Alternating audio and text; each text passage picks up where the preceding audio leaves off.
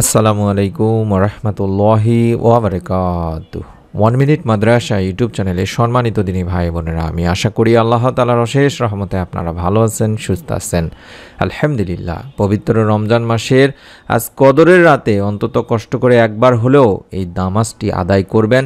এই নামাজটি হচ্ছে সালাতুত তাসবিহের নামাজ, যা ইচ্ছা পূরণের নামাজ। এই আদায়ের সাথে সাথে আল্লাহ তাআলা আপনার মনের নেক আশাগুলো ইনশাআল্লাহ পূরণ করে দেবেন। মনের মধ্যে একটা বিশ্বাস নিয়ে অবশ্যই আপনারা এই নামাজটি আদায় করলে রব্বুল আলামিন আপনার নেক ইচ্ছাগুলো অবশ্যই পূরণ করবেন। আর চলছে যেহেতু রমজান মাস, আর আজ হচ্ছে শবে কদরের রাত, এই রাতে সালাতুল তাসবিহ নামাজটি আদায় অবশ্যই করবেন। এই উদ্দেশ্যে বা নিয়ত করে ভিডিওটি সম্পূর্ণ দেখতে থাকুন।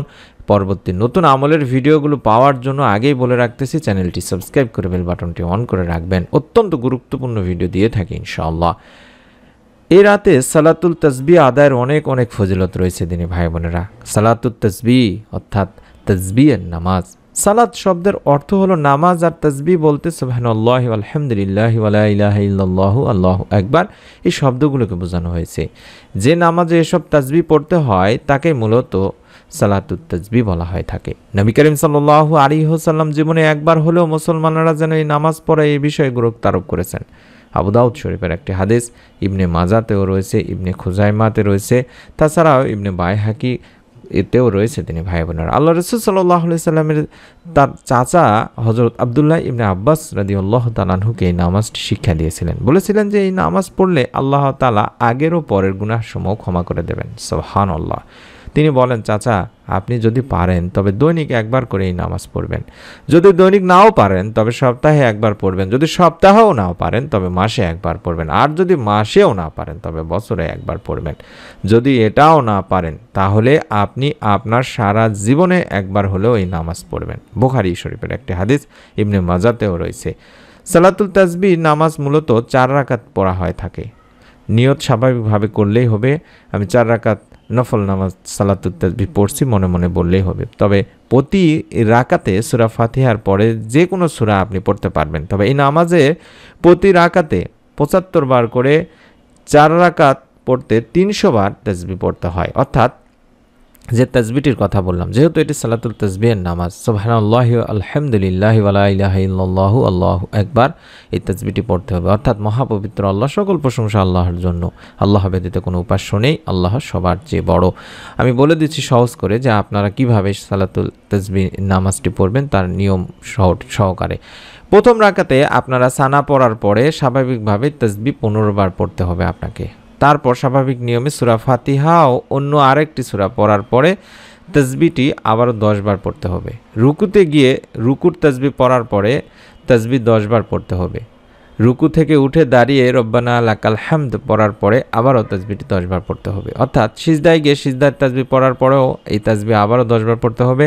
প্রথম সিজদা থেকে বসে আবারও আপনাকে তাসবিহটি 10 বার পড়তে হবে। তারপরে আবারও সিজদায়, দ্বিতীয় সিজদায় গিয়ে তাসবিহ পড়ার পরে, মানে সিজদাহের তাসবিহ পড়ার পরে যে তাসবিহটি রয়েছে সেই তাসবিহটি আবারও 10 বার করে পড়তে হবে। এভাবে প্রতি রাকাতে মোট 75 বার এই তাসবিহটি পাঠ করতে হবে। একইভাবে আপনি দ্বিতীয়, তৃতীয়, চতুর্থ রাকাত পড়তে হবে। আশা করছি বুঝতে পেরেছেন।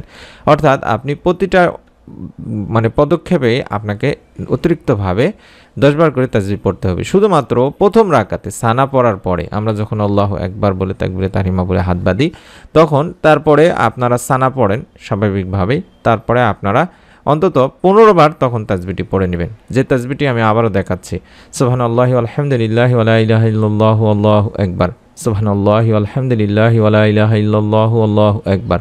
এভাবে অন্তত 15 বার করে সানা পড়ার পরে তাসবিহটি পড়বেন। তারপর স্বাভাবিক নিয়মে আমরা যেটা করি, সূরা ফাতিহা পড়ে থাকি এবং অন্য আরেকটি সূরা পড়ে থাকি, যে কোনো সূরা পড়তে পারেন। তারপরে আমরা কি করি, রুকুতে যাই।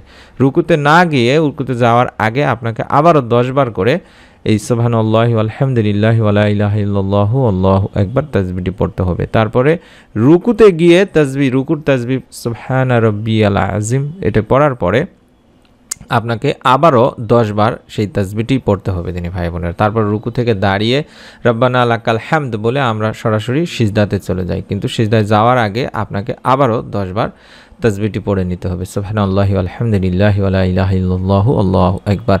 আশা করছি আপনারা বুঝতে পেরেছেন। এভাবে সিজদায় গিয়ে সিজদাহের তাসবিহ সুবহানা রাব্বিয়াল আলা পড়ার পরে আপনি উঠে যায়, আমরা যেহেতু সিজদা থেকে না উঠে আপনি সিজদা থাকা অবস্থাতে 10 বার আবারও সুবহানাল্লাহি আলহামদুলিল্লাহি ওয়ালা ইলাহা ইল্লাল্লাহু আল্লাহু আকবার সেই তাসবিহটি পড়ে তারপরে সিজদা থেকে উঠবেন।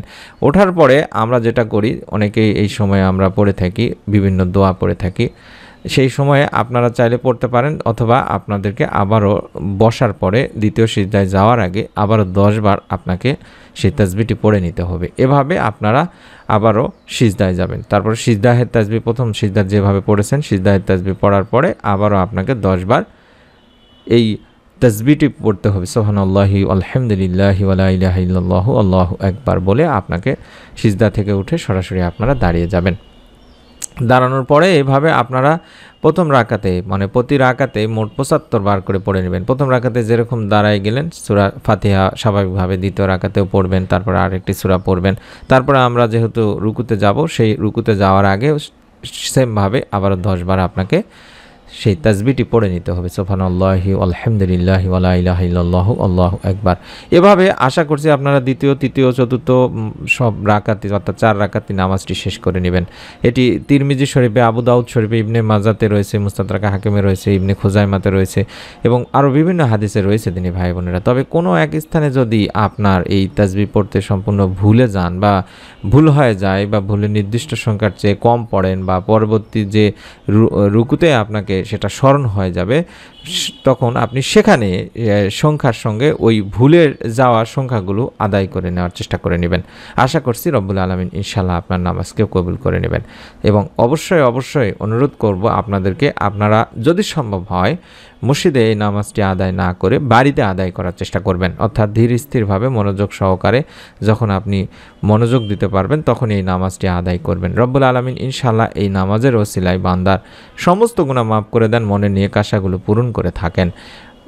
ইমাম আবু দাউদ অর্থাৎ আবু দাউদ শরীফের যে হাদিসের কথাটি বলা হয়েছে যে এই নামাজের মাধ্যমে আল্লাহ তাআলা বান্দার মনের সমস্ত নেক আশাগুলো পূরণ করে দিয়ে থাকেন।